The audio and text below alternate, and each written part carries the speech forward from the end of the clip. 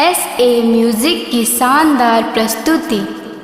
ए ममता, अतिक सच संवर के कहाँ ला जात हस वो? मैं हाँ दुल्ही बान जात होगा, दुल्ही बान। काबर? काबर की आज हमार SA म्यूजिक में रिकॉर्डिंग हैगा।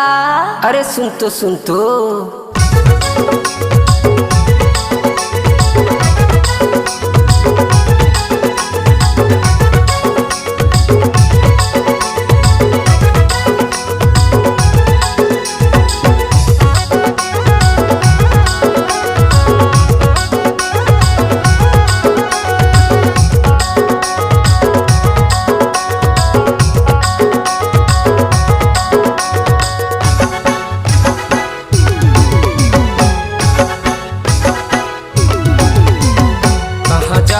आना थोड़ी किने बैठले, कहाँ जाबे आना तीर माँ जुड़ा ले। कहाँ जाबे आना थोड़ी किने बैठले, कहाँ जाबे आना तीर माँ जुड़ा ले।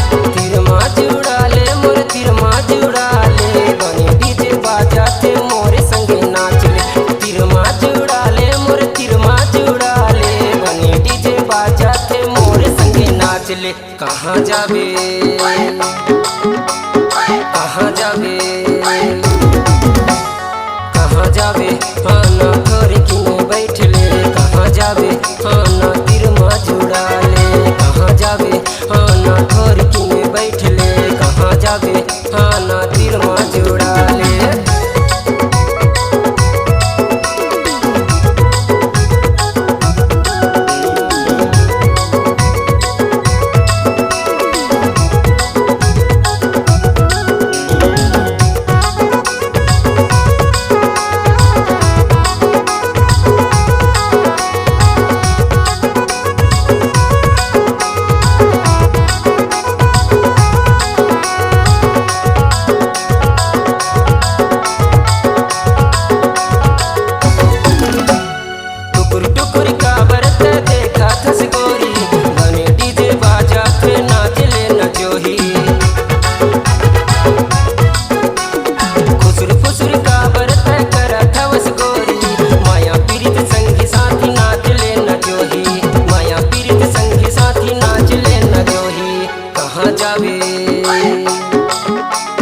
कहाँ जाबे कहाँ जाबे आना थोड़ी किने बैठले।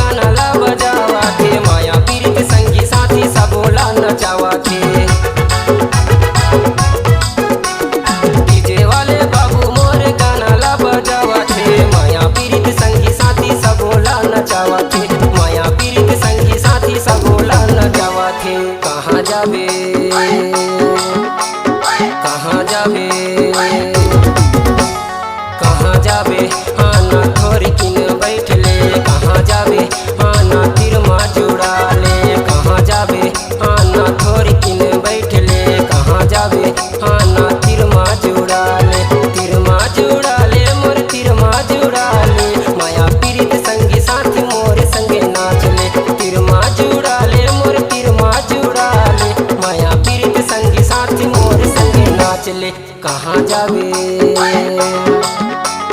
कहाँ जाबे कहाँ जाबे आना